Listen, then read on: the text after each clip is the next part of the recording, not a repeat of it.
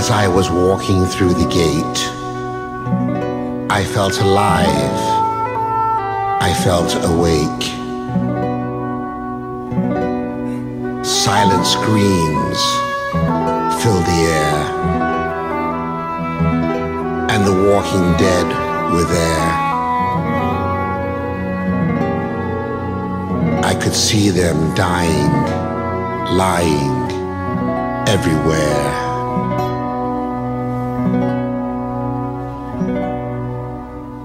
The sky was heavy, the sky was gray.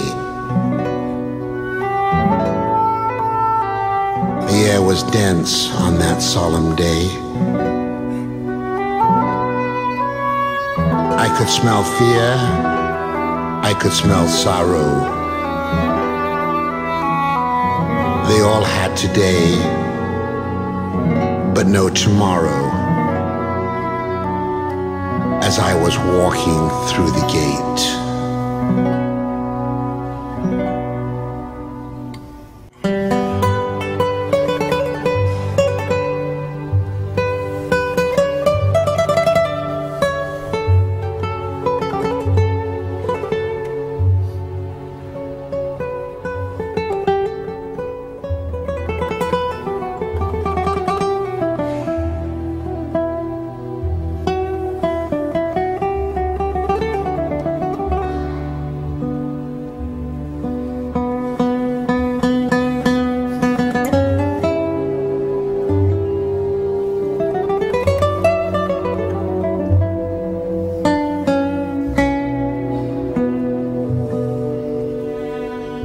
I saw families, I saw rabbis and teachers and writers, a child from Krakow, a Zeta from Gdansk, an unbroken fighter, a world of angst, a father, a mother, a sister, a brother, twins and orphans.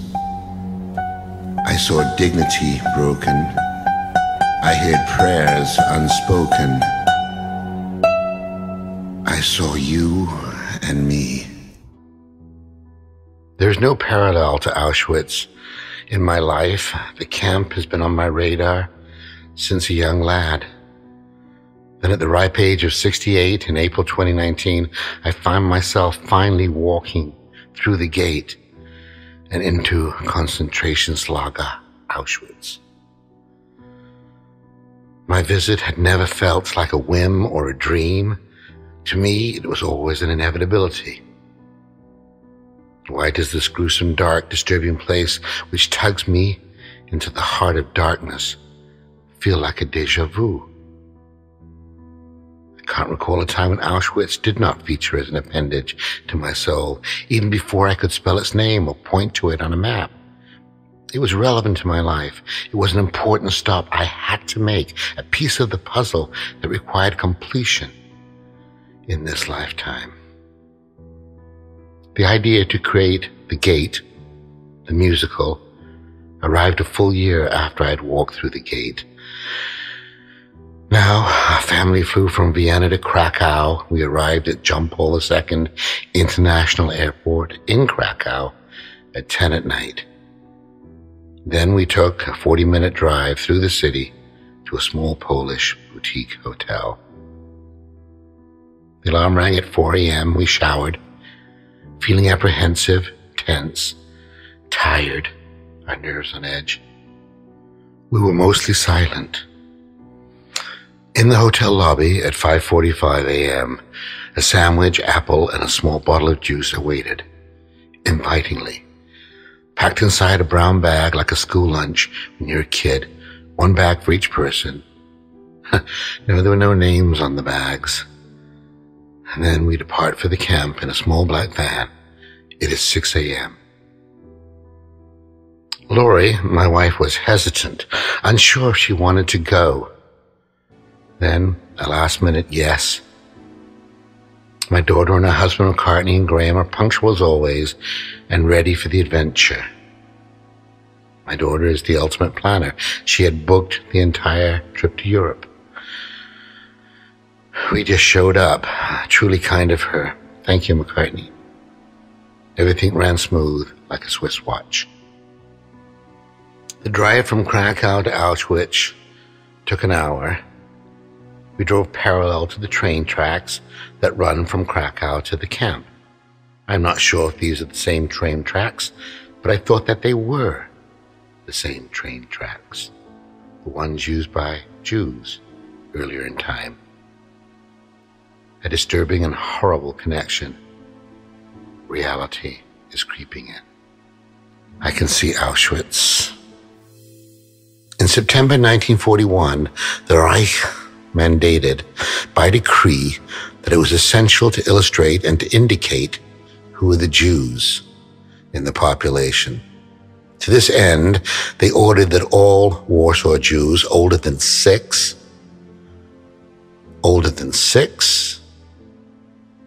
must wear the yellow Star of David with the word Judah inscribed on it, separating and isolating the population. It had a second benefit to the Reich. The local population could ostracize and separate from the Jews too. It's the perfect Nazi group identifier. Another disgusting, degrading tool that was used in this bizarre Nazi world was given to the survivors of the brutal cattle car train transport that were not sent to the gas chamber, but were violently herded onto the Auschwitz platform to be sent to the camp to begin work. The selection process: door number 1, if you have any energy and strength left, and you are dragged to the labor camp, or door number 2, you'll be taken from the platform to the belly of the beast, the waiting gas chamber. Sometimes you were marched there. Sometimes you were taken in trucks, depending on weather, depending how drunk the guards were, depending on what the guards wanted to do. Sometimes there was no selection. They were too lazy, too tired, too drunk, too sick. So everybody went to the chamber. Those not selected to die were gifted with an arm tattoo, each given an individual number, and they were no longer human. They were no longer a name. They were now a number. The inmate personal identifier. Identifying and isolating Jews was a crucial step in Hitler's final solution. They thought long and hard how to make this extermination smooth for them. Now visualize the ultimate worst, the insane, the demonized inmate who roams the yard. The psychopathic thug who terrorizes and controls. The man who defines the word ugly. He spits as he talks. His eyes dark, cold, deadly. I propose that a fitting description of that animal would be he is a fucking Nazi. Let us not misspeak. Fucking Nazis were female too.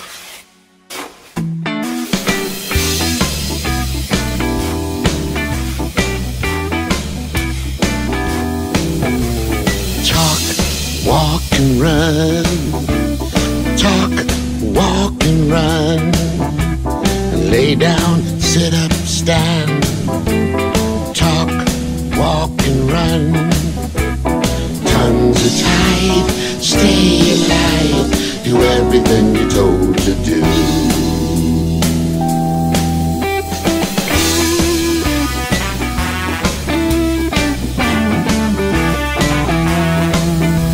Slow, fast and stop.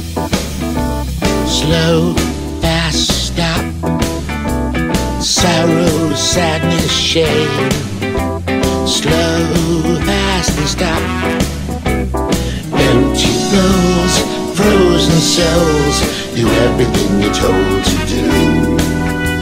Do everything you're told to do.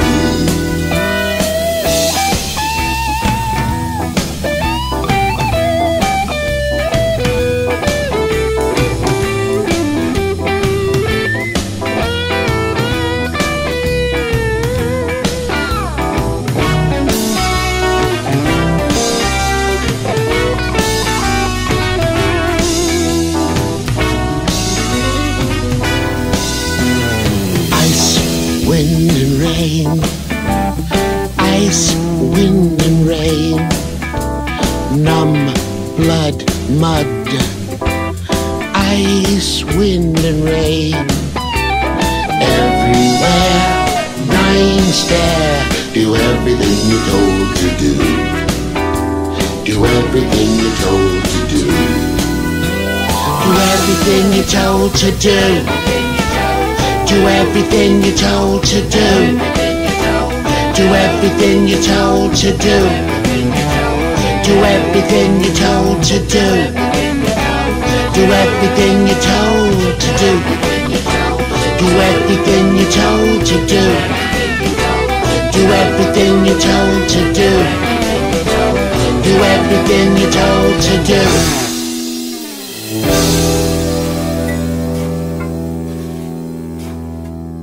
There's a parking lot, hundreds of cars, tour buses, bicycles, pedestrians mill around. The tour begins at 7:30 a.m. sharp, no dawdling. Your feet do not really stop for the next 4 hours. It's as if we were on a moving conveyor belt. Building to building, walking, listening, looking, thinking, feeling, imagining, dreaming. Time does not go slow. Time does not go fast. Time stands still. The driver introduced us to Bart, our guide. He's 33 years of age, and he's been guiding his guests for over 2 years in this camp. Before that, he had 2 years of training, 1 year of border Auschwitz history, and 1 year of facts and figures and tales to use on the tour with the guests. The Auschwitz Museum holds strict standards for their professional guides. Few qualify. 8 hours a day they spend inside the barbed wire fence. Every day, Bart passed through the gate in and out every day that he worked. I wondered, how is that possible? How does his mind absorb the energy in here so deeply? This is no ordinary place. Bart was dark. Bart was serious. Bart was kind. Bart was brilliant. Bart chose to spend his days working in the camp to spread awareness of what happened at Auschwitz, because he too was motivated, like me, to spread the idea of never again. His grandparents perished there. He gave us the details. I guess there is the answer to the question I pondered.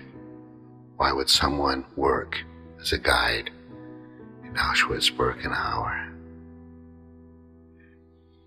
Bart explained the rules slowly, clearly, with his Polish accent and his extremely competent ESL. We had booked a private family tour. He provided each of us with a headset. He asked us to stay close together and to keep moving. As we walked through the gate, Arbeit macht frei, which of course means work sets you free, the big lie. The overwhelming feeling I remember, was, I am here. This is really happening. Auschwitz is a holy shrine, a sacred piece of turf, a piece of the planet where hideous, unimaginable mistreatment occurred. My sisters and brothers were dragged here to their deaths. The misery was there if you looked. The screams were there if you listened. The blood and filth were on the streets, in the air, on the walls, in the cracks, in the gutters, in the barracks. Building after building, each had a detailed script. Hair behind glass, spectacles galore, suitcases, lots of them, brushes, combs, hundreds of mugshots of prisoners staring at me, children frozen in fear as the Nazi camera clicked, clicked, clicked. One stop was Block 11, which was used by the Nazis for execution and torture, a special building. We got details of that building too. Between Block 10 and Block 11 stands the death wall, where thousands of prisoners were lined up for execution by firing squad. Arriving at the death wall, I took my only linger. I touched the wall, hand flushed, pushing deep into the brick. I stood silently in the middle and thought about the moment when thousands of Jews had stood in the same place, knowing a bullet was coming that would hurt. They would never see their family again. The Nazi aims, the Nazi shoots. Next, it was minute after minute of history, like a dense food which had flavor and character. Auschwitz was all real, no filler, no space between the lines, just one long speech. The dead suffering and starving, invisible, yet always in sight. Bart's voice, a continuous foundation of knowledge, providing intimate, accurate details about life in Auschwitz, about the guards, the capos, the Gestapo, SS, about the weather, the lack of food, the children. He explained how the SS used domination and terror to control the camp's large populations with just a few SS functionaries. The Germans had a system of prison guards, capos, Ukrainian soldiers, the Sonderkommando, all were key instruments in domination. The stories shared that day turned the stomach, hurt the heart. Finally, we arrived at the end of the first leg, onto Birkenauer. Between Auschwitz and Birkenauer, we had a 30-minute reprieve. We needed it. The four of us climbed aboard the van to escape the wind and the cold, opened our brown bags and began to eat the sandwich and the fruit and the juice box that was given by the hotel. How could we eat? Well, we did. All of us, I believe, emptied our bags. We didn't talk much, except to ask how we all were, and we were all the same. The drive took a few minutes, and we were in Birkenauer.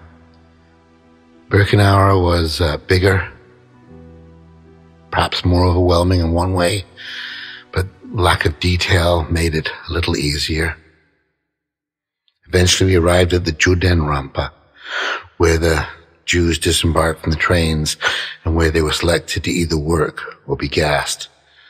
It was horrendous standing in that spot, knowing that hundreds of thousands of Jews had stood at that same spot, waiting for some Nazi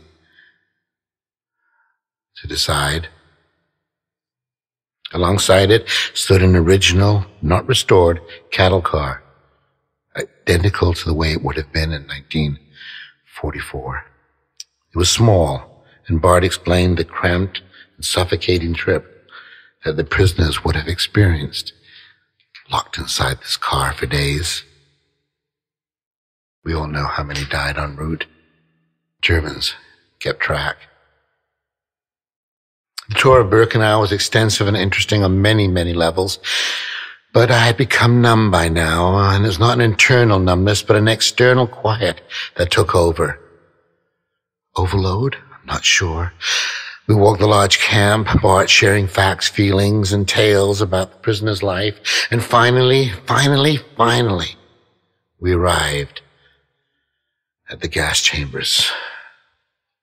Folded, fallen, collapsed piles of bricks that were once Birkenauer's crowning jewel, the fucking gas chambers. This is where the Zyklon B was adopted for the mass killings at the camp. Up to 6,000 victims were gassed with Zyklon B each day. Chambers had been destroyed before the Russians arrived to liberate. I couldn't understand this. I asked Bart why they had waited so long to destroy the incriminating evidence. Why not destroy them weeks earlier and move the rocks and the bricks and the mortar and the evidence around the camp? But no, they didn't. They're just a pile of bricks now.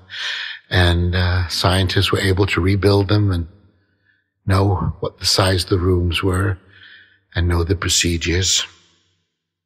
Bart, when asked this question, had a simple answer in his monotonic voice saying, "The Nazis tried to murder as many Jews as possible before fleeing the oncoming liberators." We spent 2 hours in Birkenau, and that too ended. Hug for Bart. He allowed a picture and told me that he appreciated our attention, our questions and interest. Held my hand for a few seconds, looked me in the eye. We connected as kin, and he was gone. Bart never smiled.